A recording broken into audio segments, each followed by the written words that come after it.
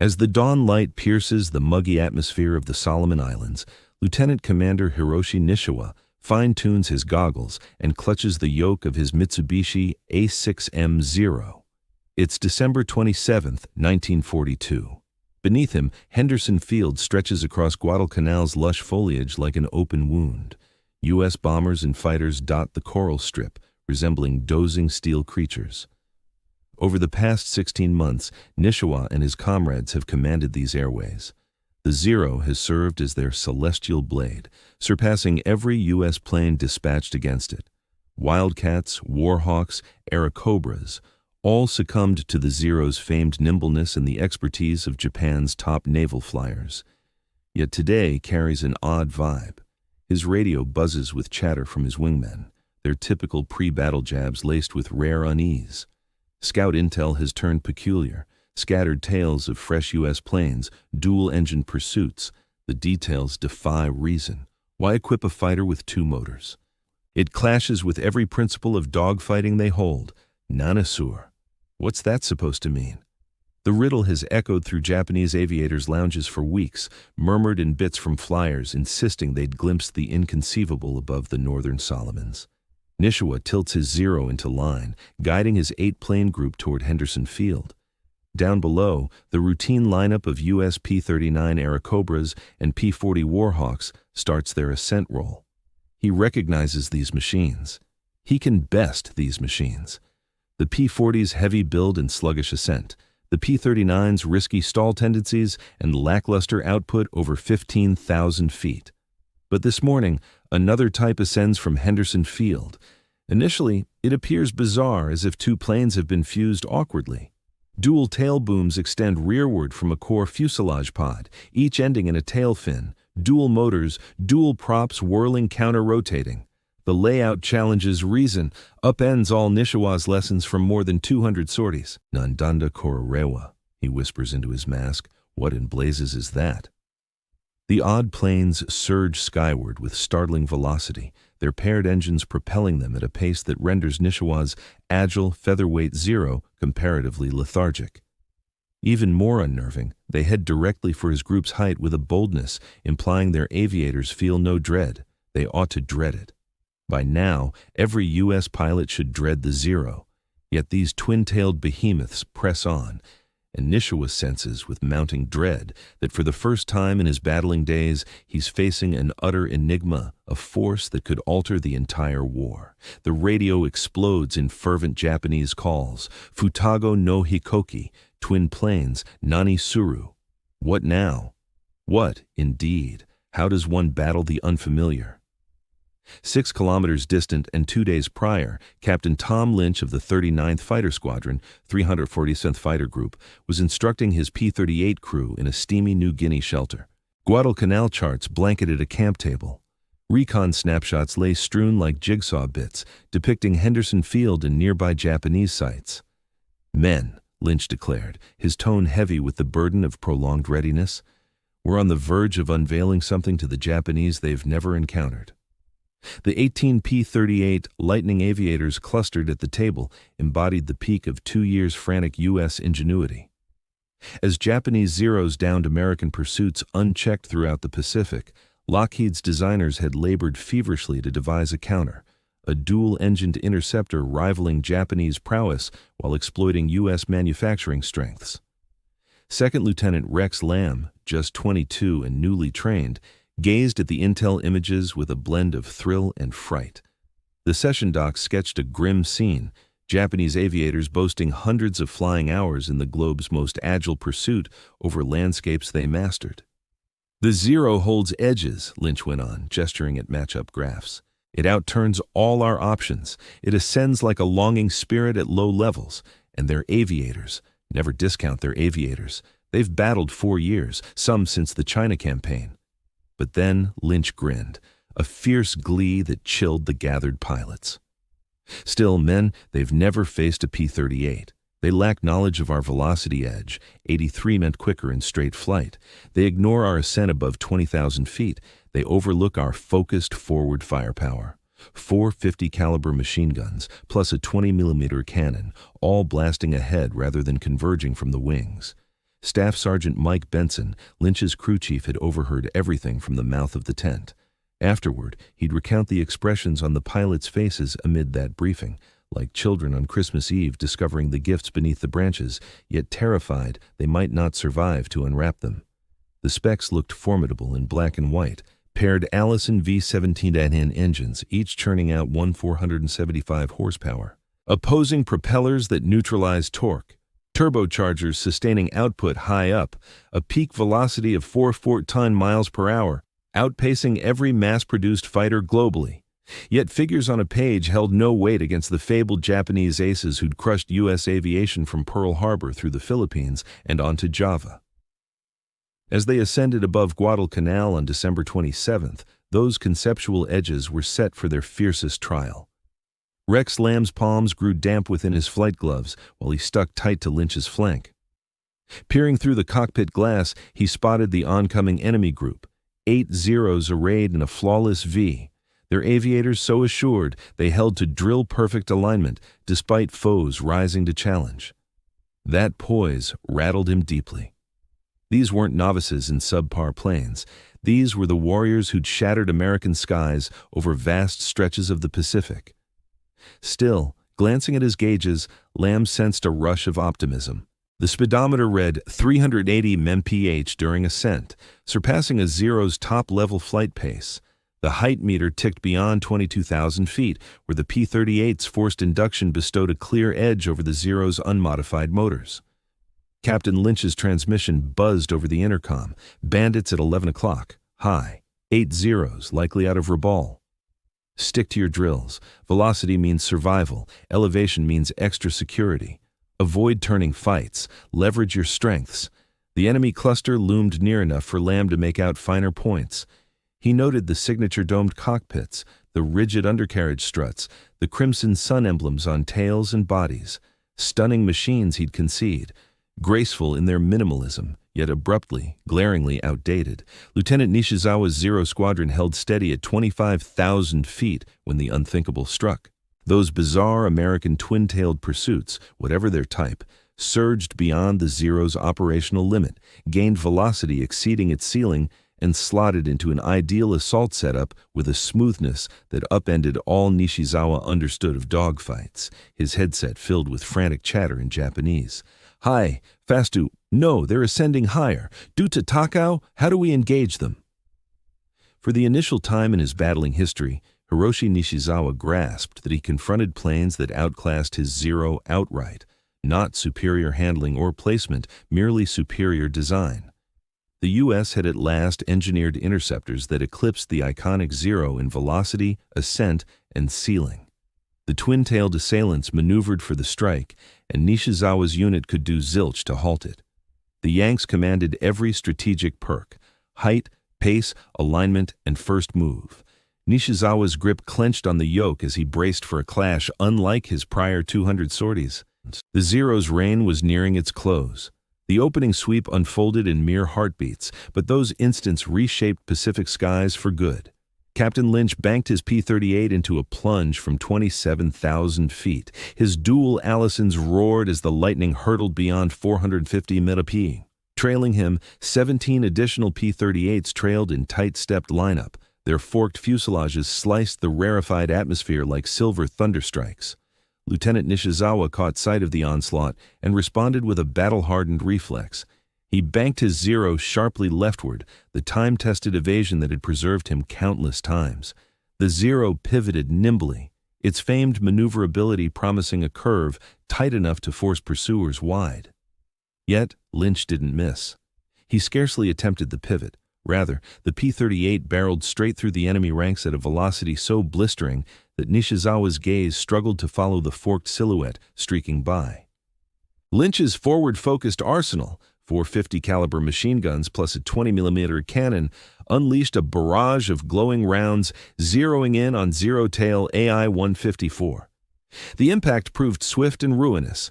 Unlike wing guns with intricate sync issues, the P-38's centralized battery spat bullets dead on with a finesse bordering on clinical. Zero AI-154 shredded apart, its frail frame buckled under the focused barrage. Cursing under his breath, Nishizawa watched his comrade's craft burst into a fireball of fiery debris and twisted metal. Grief had no space, though. Yet another P-38 was already slicing amid them. Lieutenant Rex Lamb's debut skirmish played out like a nightmare haze. His P-38 hurtles through the heart of the Japanese squadron. The airspeed gauge surges beyond 480 mph. He picks out a zero and pulls the trigger. The plane vibrates as its 5 guns unleash in unison. The enemy pilot dodges desperately, whipping his zero into a sharp barrel roll.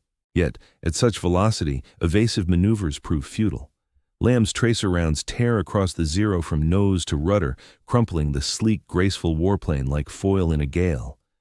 What stuns Lamb the most, though, isn't the straightforward victory. It's the aftermath. Rather than getting pulled into a twisting duel with the surviving Zeros, he just powers off. The P-38's velocity edge is so dominant that the Japanese planes can't give chase. They can't match his pace. They can merely stare in frustration as he ascends to fighting height for a fresh strike. For seasoned Japanese aviators used to nimble turning battles where agility secured wins, this feels like mental sabotage alongside the dogfight. Their key strength, handling prowess, gets nullified by raw velocity. Lieutenant Commander Nishiwa strives to rally his leftover planes for a unified assault on the rising P-38s, but aerodynamics thwart his efforts. His Zero's maximum altitude tops out at 33,000 feet under ideal circumstances. The P-38s cruise effortlessly at 35,000 feet, their turbochargers ensuring peak output in the rarefied air where Zero motors choke on scarce oxygen. "Our eyes can't track them," Dash barks over the radio as his wingmen grapple with the fact that they're battling machines in an entirely superior operational realm. Sergeant Yamamoto, piloting Zero-A I-167, launches a vertical pursuit against a P-38 appearing to fly steady and even. He figures these dual-engine behemoths must lag in ascents. But while his Zero labors to reach 28,000 feet, its thrust waning in the sparse atmosphere, the P-38 surges skyward with ease. Its paired engines sustain maximum output through heights that render the Zero powerless. The mental toll hits hard and swift. These are aviators who've never been outclimbed, outsped, or so utterly surpassed that their expertise and instincts mean nothing. Captain Lynch orchestrates the follow-up raid with icy accuracy, observing the Japanese group's disorganized reaction to the initial sweep. Fox 2, target the rear sections. Fox 3, approach from the north, avoid turn fights, strike and withdraw. The P-38s plunge once more, and now the enemy lineup starts to break apart. 3 additional Zeros succumb to the focused forward batteries. Their crews, unaccustomed to such pinpoint shooting, fall prey. Wing guns demand convergent setups, exact angling, and spot-on distance judgment. But the P-38's nose cannons shoot dead ahead. If the plane aims at the foe, the bullets connect. Lieutenant Nishizawa grasps with mounting dread that his battle know-how counts for little against these machines. All his lessons in air warfare presume rivals with comparable capabilities. Yet these twin-tailed interceptors don't merely outperform. They play by alien principles. He mounts one last unified push, mustering his final 3 Zeros for a frontal clash against the regrouping P-38s. It's a last-ditch move, betting that elite Japanese gunnery might bridge the capability gap. The nose-to-nose encounter endures just 3 seconds. Rex Lamb, on his debut sortie, stares down an oncoming Zero at a combined velocity exceeding 700 mph. Instinct kicks in. Align the pipper on the mark, ease back on the trigger, keep firing. The clustered blasts from 5 aligned weapons collide with the scattered shots from dual wing guns on converging paths. The Zero's experienced flyer battles to score while enduring heavy G-loads in a frantic high-speed bank. Lamb holds a steady course, his plane rock solid, his armament locked to his trajectory. The laws of motion seal the result. The Zero bursts in a cascade of wreckage that pummels Lamb's P-38 windshield like steel rain. Nishiwa's last 2 planes bolt southward to Rabaul, their aviators' morale crushed, mirroring the collapse of their combat strategies. Trailing them, 18 P-38 Lightnings regroup in flawless order, having downed 6 Zeros unscathed. Yet the real triumph lies not in the tally of wrecks. It resides in the mindset shift that's unfolded. Japanese pilots, for the first instance since Pearl Harbor, confront U.S. fighters that outclass them outright, not through superior piloting or tactics, but sheer design excellence. In his intact Zero's cockpit, speeding south across Bougainville at full throttle, Nishizawa's thoughts whirl with the consequences. The twin-boomed interceptors, P-38s, intelligence reports would later. This encounter signals a profound transformation in Pacific aerial warfare. Japanese aviators must now abandon their reliance on superior speed. They lose the ability to control the terms of battle. They are compelled to abandon the combat style drilled into them during training. Leaving Henderson Field in his wake, Nishizawa activates his radio transmitter. Hanuo Adarashi, America Jin no Toki. To Hayaku, Totomoi, report to headquarters, new American fighter, very fast, very strong. These words represent the greatest minimization in the history of the Pacific conflict. In the distance, the P-38 Lightnings touch down at Henderson Field, their dual engines slowing to a halt, following an action that has irrevocably tipped the scales of power across the Solomon Islands. The aviators emerge from their cockpits, bearing looks of astonished triumph. They have just taken part in one of the most lopsided triumphs in the annals of military aviation, marking the dawn of the P-38 Lightning's dominance. The era of unchallenged Japanese aerial command has drawn to a close. That evening, the intelligence briefing arrives at Rabaul, though its full ramifications require weeks to permeate the ranks of the Japanese naval air forces. Lieutenant Commander Nishizawa's description of the December 27th clash strikes fellow pilots, long habituated to Japan's edge in the skies, as something out of a fantasy tale. American dual-engine interceptors achieve speeds around 650 km range with a service ceiling exceeding 10,000 meters and a focused forward-firing arsenal. The enemy pilots steer clear of dogfights altogether, leveraging their velocity and elevation to strike and disengage freely. Rear Admiral Yamamoto pores over the document thrice before calling in his officers. The consequences are immense, extending from battlefield maneuvers to broader campaign plans. Should the U.S. now field interceptors capable of countering the Zero's strengths, Japan's whole outer defense network unravels. Soon after, comparable dispatches pour in from various points in the Solomon Islands. P-38 units materialize across the theater. The 339th Fighter Squadron, the 18th Fighter Group, these crack outfits wield planes that instantly invalidate Japanese pursuit methods. Renowned Japanese ace Saburo Sakai, recovering from wounds earned in prior skirmishes, absorbs vivid recaps from those who lived through it. In his post-war writings, he conveys the mental jolt. The P-38 emerged as our toughest adversary. It surpassed us in velocity and ascent, dictating clashes on its preferred footing. For the initial instance, Japanese flyers occupied cockpits in machines that proved plainly outmatched, yet the repercussions stretch well past the mindset of individual airmen. The P-38's emergence demands a total overhaul of Japan's protective doctrines. Planes that previously harried Allied heavy bombers without fear now confront escort fighters beyond their grasp. Bases once deemed impregnable endure raids from interceptors boasting extraordinary reach. The rhythm of air battles in the Pacific tilts decisively toward the United States. Captain Tom Lynch's 347th Fighter Group sets the standard for P-38 missions spanning the theater. Come February 1943, Lightning formations are active from airstrips in New Guinea, the Solomons, and Australia's Northern Territory. Every rollout adheres to a familiar sequence: early Japanese bewilderment, then frantic doctrinal shifts, culminating in reluctant acknowledgement of U.S. command of the air. The toll on Japanese aviators proves catastrophic. Seasoned operators like Nishizawa, boasting countless hours in action, witness their skills nullified in a flash. Even more dire, the influx of novice pilots from the home islands arrives devoid of the seasoning needed to cope with this altered landscape. P-38s rack up destruction rates that border on the unbelievable. Ratios of 10:1 or 15:1 underscore not only mechanical edges, but the spirit-crushing realization among foes stripped of their tech lead. Rex Lamb endures the conflict with 12 verified kills, everyone notched in his P-38.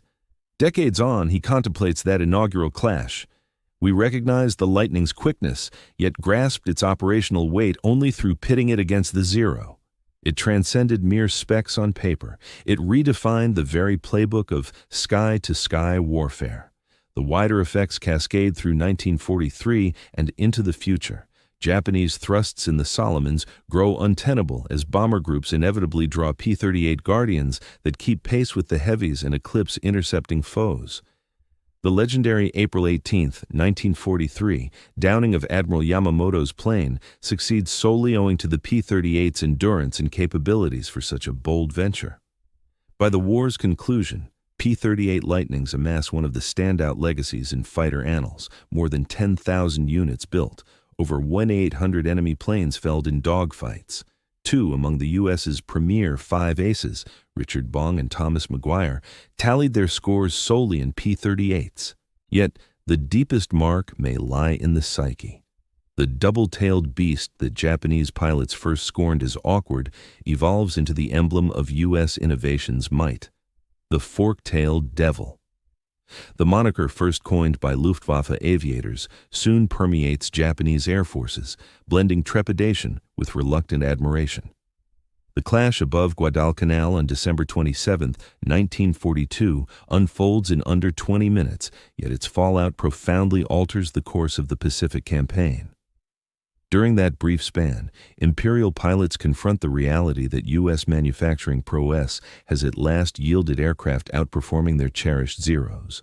This revelation sends ripples of dismay across the mindset of Japan's armed forces until the conflict's end. Modern scholars of aerial history hail the P-38's debut in battle as a turning point in Pacific skies. It marked the instance when engineering breakthroughs eclipsed seasoned maneuvers, when Yankee ingenuity countered the expertise of Japanese aces, and the fork-tail Lightning heralded the demise of Zero dominance. No wonder the enemy airmen reeled in astonishment. They were beholding the dawn of tomorrow's dogfights, and that horizon favored the United States.